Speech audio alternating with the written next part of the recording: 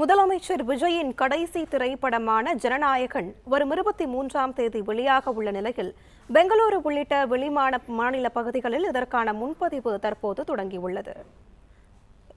இதுகுறித்த கூடுதல் விவரங்களை வழங்குவதற்காக செய்தியாளர் ரகுபதி இணைப்பில் உள்ளார். அவரிடம் பேசலாம். ரகுபதி, வணக்கம். இது குறித்தான முழுமையான விவரங்கள் என்ன, பதிவு பண்ணலாம்? வணக்கம். முதல்வர் விஜயின் கடைசி திரைப்படமான ஜனநாயகன் திரைப்படம் வருகின்ற ஜூலை 23ஆம் தேதி வெளியாகும் என படக்குழு அதிகாரப்பூர்வமாக அறிவித்திருந்தது.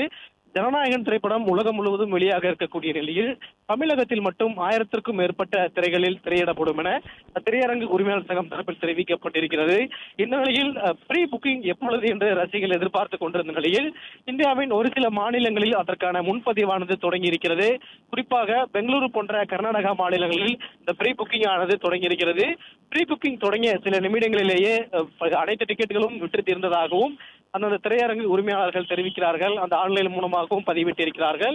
குறிப்பாக விஜய் முதல்வரான பிறகு வெளியாகக்கூடிய திரைப்படம் என்பதால் ஜனநாயகன் படத்தின் மீது பெரும் எதிர்பார்ப்பானது எழுந்திருக்கிறது.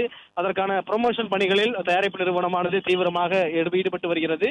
தமிழகத்தில் பொறுத்தவரை முதல் காட்சியானது காலை 9 மணிக்கு தான் வெளியாகும். ஆனால் மற்ற மாநிலங்களில் கர்நாடகா, கேரளா போன்ற மற்ற மாநிலங்களில் அதிகாலை 5 மணி காட்சியே வெளியாக இருக்கிறது.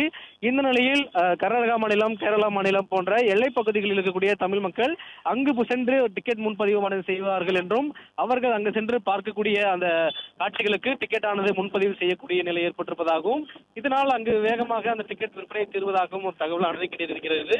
இதனால் பெங்களூருவில் தொடங்கிய சில நிமிடங்களிலே அந்த ப்ரீ புக்கிங் ஆனது உடனடியாக அனைத்து டிக்கெட்டுகளும் விற்று தீர்ந்ததாக கூறப்படுகிறது.